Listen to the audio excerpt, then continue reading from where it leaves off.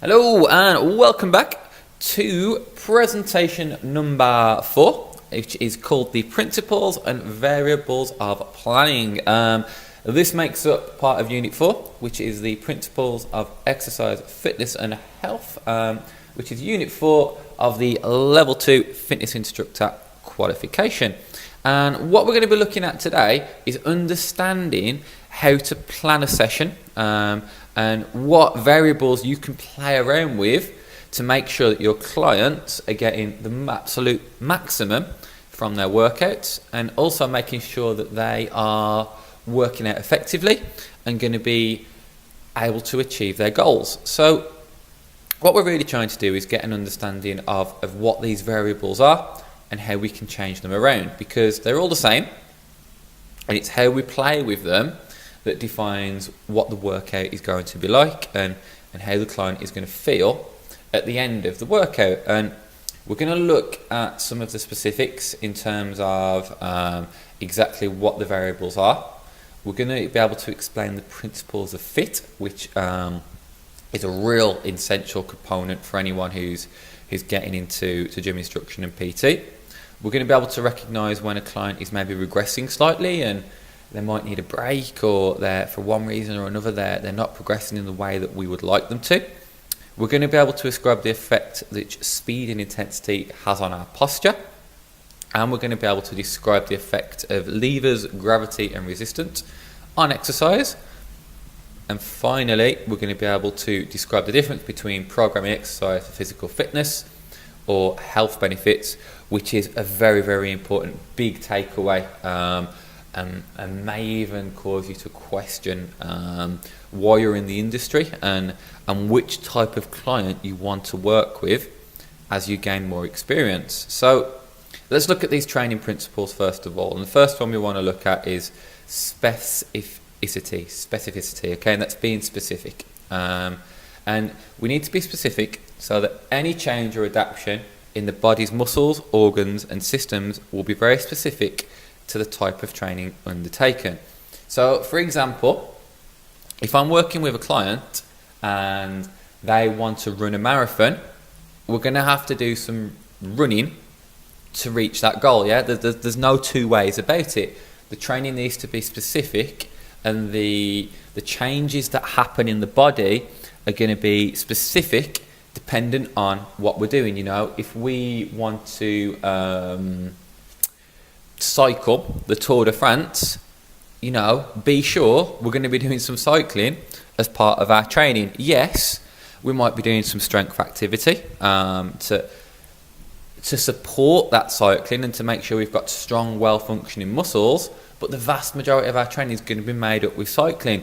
If I've got a client who wants to gain muscle mass, we're going to be doing some weights. You know, there's no point me doing hours and hours of cycling with a client who wants to get bigger and stronger, because it's not going to be concurrent to their goals. So whatever we're doing, it needs to be specific for our client.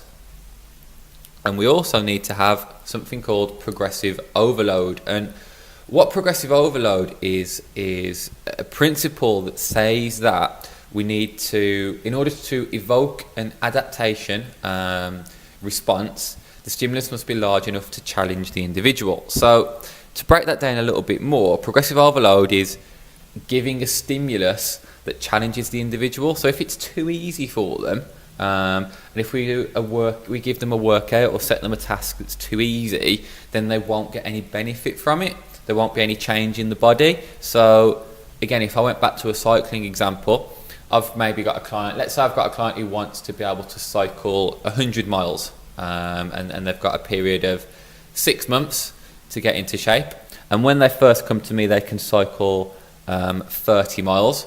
Well, if I start off the training plan by cycling 20 miles in each session, it's not going to be beneficial for that client. They can already do 30 miles. I need to be overloading them.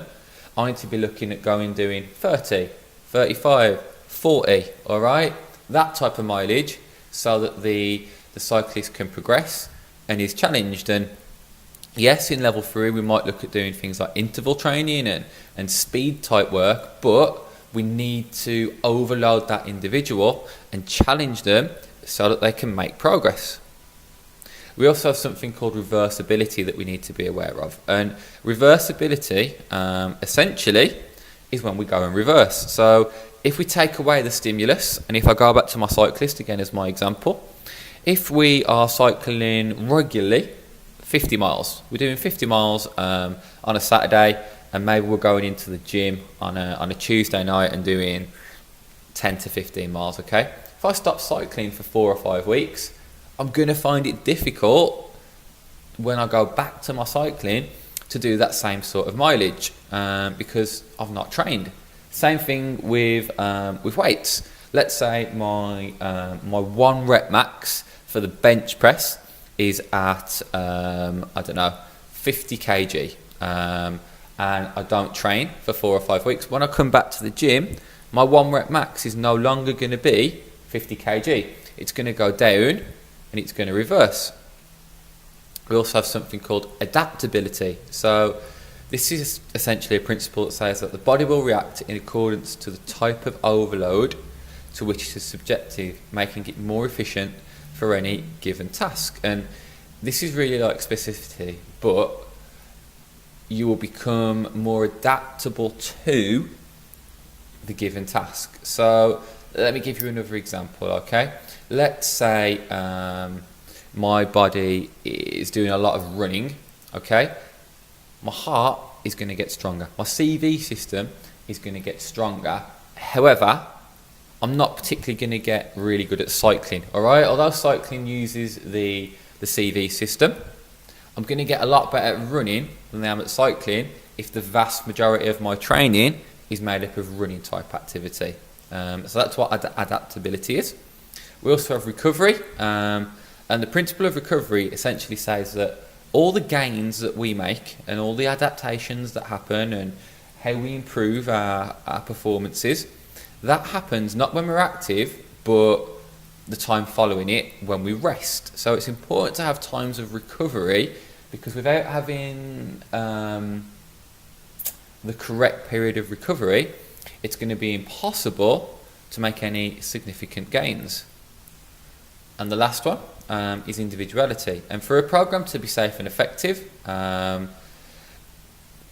different physiological abilities of each person need to be considered. So programs need to be based around the individual. If someone's never done any weight training before, I'm not going to suddenly get them to squat 20 kilograms on each side of the bar. They won't be able to do it. They need to build up to it. So we need to make our programs individual to the client. So it might even be the case that, you could be working with someone with a special need. If someone's in a wheelchair, if someone has a disability, maybe you're working with someone who's elderly or a child, the program needs to be individual to them and take into account these factors so that it works for them. And when we're planning the sessions, we need to really be aware of something called FIT, F-I-T-T. And what FIT stands for is frequency, intensity, time, and type. And frequency means how often. So how often are we doing something? Intensity is how hard are we doing it. Time is how long. So don't get mixed up between frequency and time. Frequency is how often. Time is how long are we doing it for.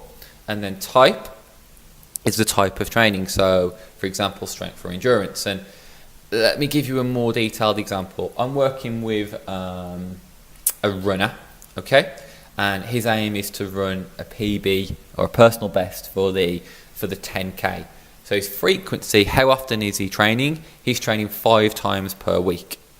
Intensity is how hard. So during my running sessions, we're training on average at about 75% of his max heart rate. That's how hard we're training. How long are we training for? On average, we're looking at running for between 45 minutes and 1 hour 10 minutes per session.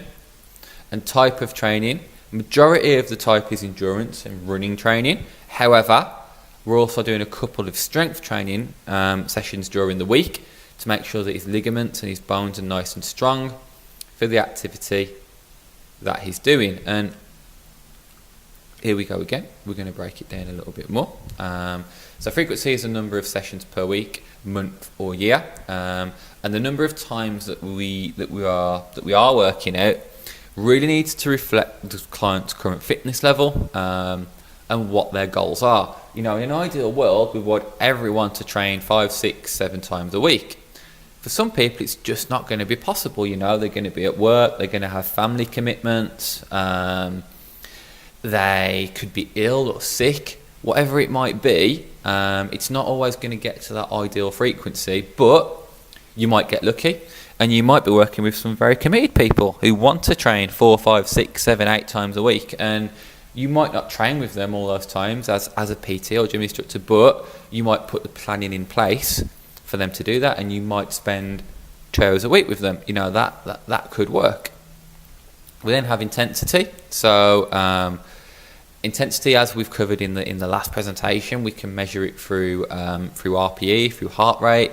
We could measure it through 1 rep max. So 1 rep max essentially is a principle that says that if my 1 rep max, so the max I can lift in 1 repetition is 50 kilograms, then I might want to work at 60% of my 1 rep max, and that's the principle of 1 rep max. If we're looking for someone to make some gains in their hypertrophy, we're probably looking 60 to 70% of their 1 rep max for maybe 12 reps, 3 or 4 sets.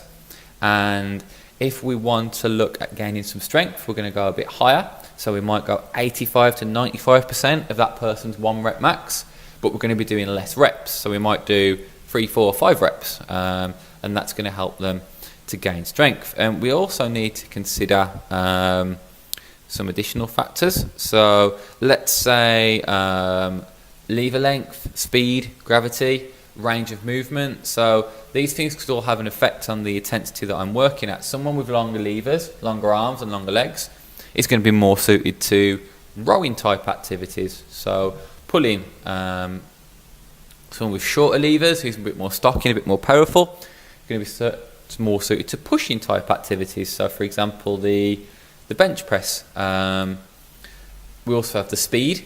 So if I'm on the treadmill, the speed that I run at is going to affect the intensity. If I run at 16 kilometers per hour, it's going to be a lot more difficult than me running at 8 kilometers per hour. And that's how we can change the speed. We can also use gravity to influence the intensity that we work at. Again, treadmill or running is a good example, because if we put it on the uphill setting, that's going to make the intensity of the session a lot harder. If we're running downhill, for example, that's going to make the session less intense. And that's how we can use gravity to play around with the intensity of the session. And we also have range of movement. So the degree, or ROM, the amount someone can move and the amount of flexibility that they have in a joint may change the intensity of the session. If someone has never done a squat before and they have a poor range of movement, we're not going to ask them to do a full squat going all the way down to the floor. We're going to break it down. We're going to make the session less intense so that they're able to take part. The time. So when planning for cardiovascular training, it's normally measured in minutes, whereas resistance training is normally measured in reps and sets. So just to give you a couple of examples and make that a bit more familiar to you guys, if you're going to go and do a cardio session, let's say it's a cycling session, and I'm going to go and cycle for 3 hours, okay? That's how I'm timing that session. I'm going to run for 40 minutes, all right? And we might have a set distance that we want to cover in that time. So in that 3 hour cycle, I want to cover 45 miles, all right? That would be a way of measuring the time there. When we measure time for resistance activities, so that could be a resistance machine or it could be free weights, we'll look to measure how many reps and sets we're doing. So we might do 4 sets with 12 reps in each one. And for anyone who doesn't know, I imagine you all do, but if anyone doesn't know, a set is a a number of reps. So if I do 12 reps, so if I do 12 bicep curls, then rest, that's 1 set. Now I'll do another 12 and rest. That's 2 sets of 12 repetitions, and that's what sets and reps are. And we also have the type of exercise that we're doing. So changing the type of exercise or activity performed can be used to both progress and add variety to the program, providing the specificity of the adaptation does not move away from the original training goals. So the type of the training, so what this is trying to say is we can, if we want to structure someone's workout, we can change the type of training that we do. So I'll give you one cardio example and one resistance example. So changing the aerobic exercise from running to cycling will still work our heart, okay? However, if I'm looking to go and cycle, my 100-mile cycle, which was my goal earlier on, I'm going to have to do more cycling. But I might throw in a run here and there to work the heart and to mix things up a little bit.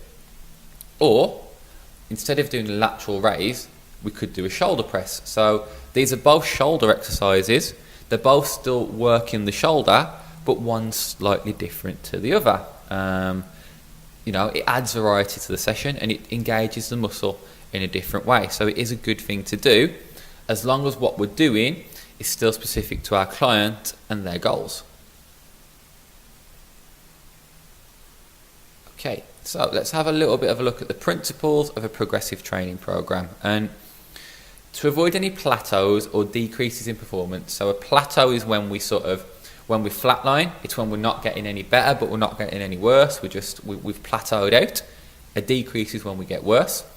It's important that we have progression in the training program. And progression, so although overload applied should be sufficient to elicit an adaptation, it needs to be gradual and not excessive. There's no point my client coming into the gym one week and not being able to squat, doing a 1 practice session and then going to 2 plates aside. It needs to be a gradual progression so that the client can achieve that, all right? And periodization is a way that we look at our training in the long term. So we could have a period when we're looking to increase strength, a period when we're looking to increase endurance, a period where we're looking to rest and to make sure those adaptations take place. And a lot of elite sports people will have a periodized program. Now, a typical or really good example will be footballers will have a pre-season.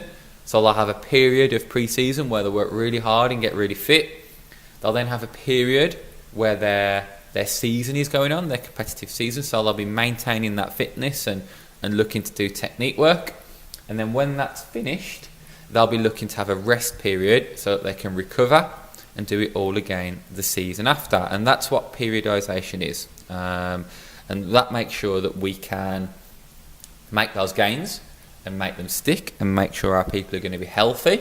And it also makes sure we're not going to overtrain or if we're going to become injured. And overtraining is when an exercise program is too intense and we work too hard. So what we need to do as gym instructors and trainers is we need to be aware and be alert to the signs that someone's overtraining, because when they overtrain they may become injured or it may lead to even a lack of performance. So a loss of coordination, not being able to concentrate, reduction in performance is a real good indicator. If they are suddenly very irritable or not taking criticism very well, they're not sleeping well, they're very tired or they're getting ill all the time, that could be a sign that they're overtraining. And we need to be careful of this because we need to push them to a certain extent and make sure they're working hard, but at the same time we don't want to over push someone and force them to overtrain. And you need to be sensible with the people that we're working with. If someone's never worked out before and all of a sudden they're doing 5 sessions a week, it could be difficult for them, that they could end up overtraining quite quickly. If you're working with an experienced athlete, someone who regularly trains 5, 6, 7 times a week, it's going to be more difficult to overtrain them. But they probably will need some periods of rest as well, so that all of those adaptations can take place.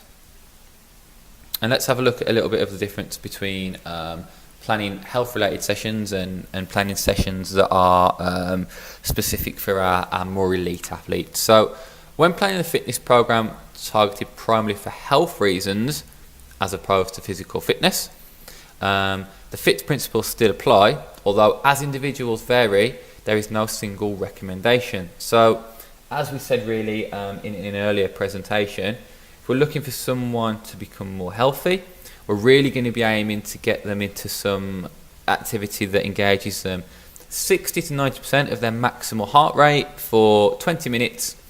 We want to be doing that 3 times a week. So what I'd normally do is 3 sessions a week.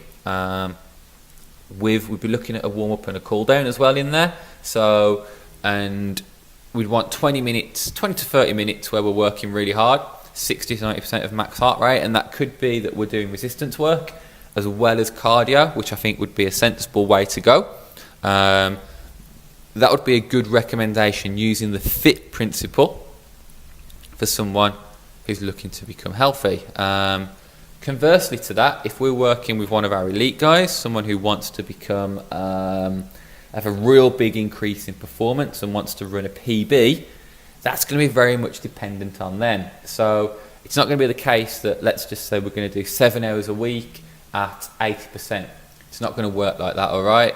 And when we get to level 3, we'll break that down some more and look at training patterns and goals for different athletes dependent on what their needs are. But be aware, just doing 3 hours a week is not going to be enough to get someone to run a marathon, get someone to have 3% body fat. They're going to need more individualized attention and a more specific training plan for their needs. That's brought us to the end of this presentation.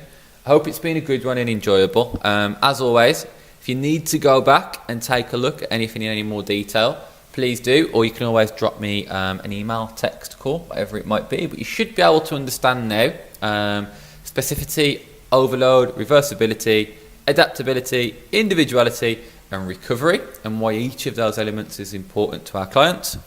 Should also understand the FIT principle: frequency, intensity, time, and type, and how playing around with those and changing them will affect the workout and the progress that our clients can make. Should also know how to recognise a regress or a plateau in a training program, and we should know the effect of which speed and intensity has on how we work out and our posture. We should also know how gravity and individual character traits can affect a person's ability to work out. And we should know the differences between programming exercise for physical fitness and for health benefits. Speak to you all again really soon, guys, and thank you for watching.